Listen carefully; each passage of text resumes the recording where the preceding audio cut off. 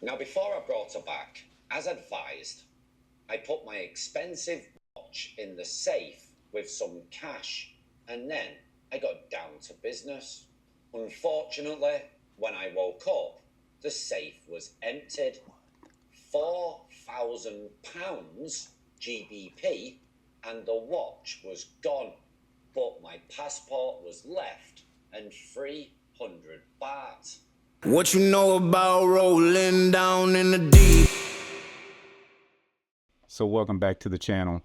Today I'm going to go over some of the things that I do to try to reduce the chances of getting robbed or having my valuables stolen while traveling in Thailand or the Philippines. So as everybody knows, or they don't know if this is your first time to my channel, I'm actually preparing my trip to Thailand. I'm about 6 weeks out, so I've got a lot of things going on. I'm actually deciding what I'm going to pack. Am I going to vlog? Of course I'm going to vlog. You've got all these things you're thinking about, and you're trying to update your itinerary.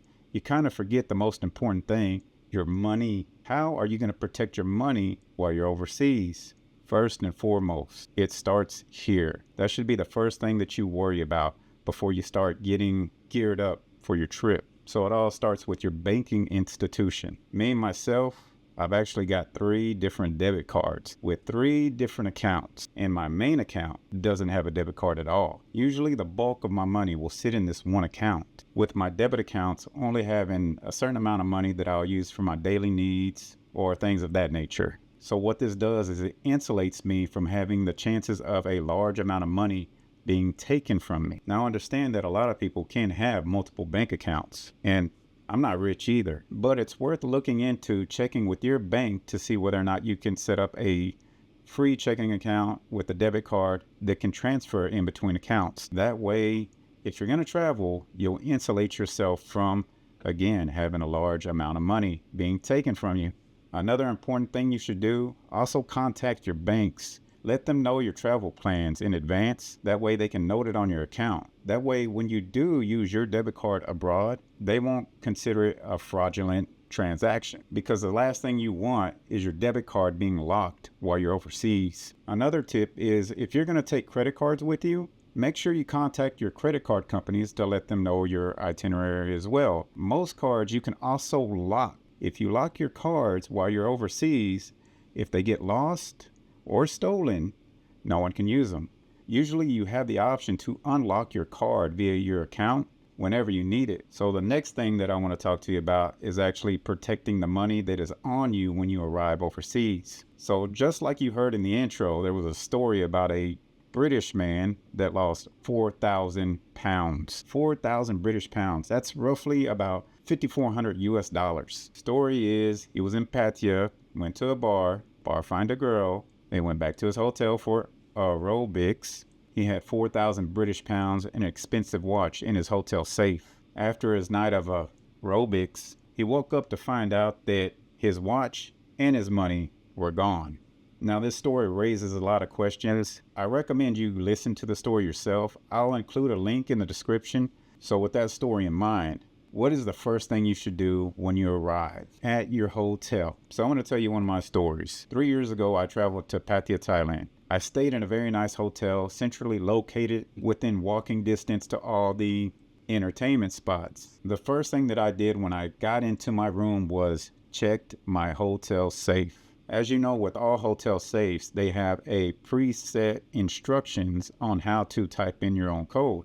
I typed in my code and the safe wasn't working. So the first thing I did was call down to the front desk to report the issue. It didn't take long for them to come up. The batteries were dead in the safe. So they changed out the batteries and made sure the safe was functioning properly. So after they left, I made sure that it was functioning properly as well.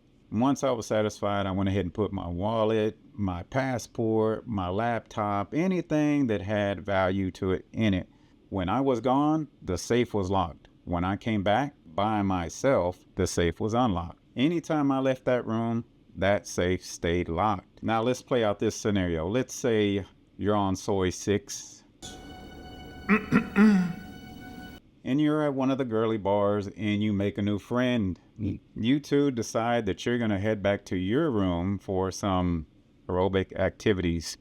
If you're that guy anytime someone other than just you are in that room, that safe needs to remain locked. Because I know some guys think that they found the future missus and they can trust her. Keep the safe locked. And guys, it goes without saying, don't use a code like 1, 2, 3, 4. And don't even put that code backwards. Don't put 4, 3, 2, 1. The next thing I want to talk about is when you're out and about on the street, visiting some sites, maybe going to a bar or restaurant to have a few drinks, taking in the scenery, or just doing some vlogging. Now, most of the guys in the West will use this. We usually put all our things in a wallet, cash, credit cards, ID, and it goes in our back pocket. That's not ideal if you're in the Philippines or Thailand. 9 times out of 10, you may be fine. Nothing may happen. But all it takes is that one time. You're in the Philippines, you decide to jump on a jeepney to experience the ride. Once the ride is done, you're missing your wallet. It's just not worth it. Now, there are some options that you can use while you're traveling in the Philippines or Thailand. One option being a strap bag.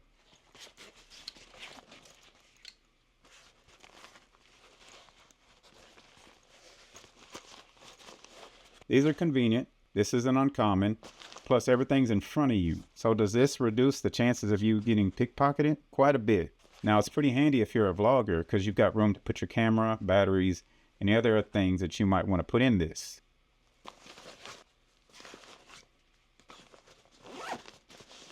And you're good to go.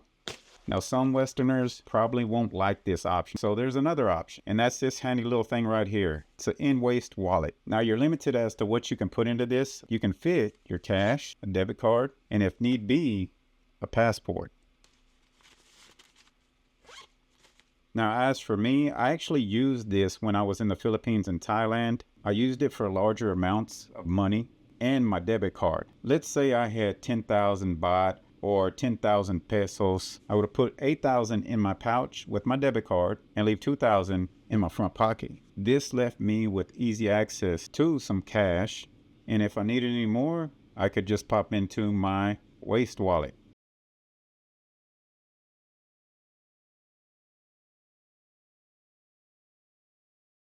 Now, if you're not wearing a belt, I highly recommend going this route. So these are the things that I do to try to reduce the chances of me losing a lot of money while I'm traveling. If you found this helpful, please smash that like button. I'll be coming with more videos as I prepare to go to Thailand in 6 weeks. Also, if you have any helpful tips that you'd like to share, please comment. Let me know what they are. Once again, thank you for watching. 16 Damn, I just wanna rock. Damn.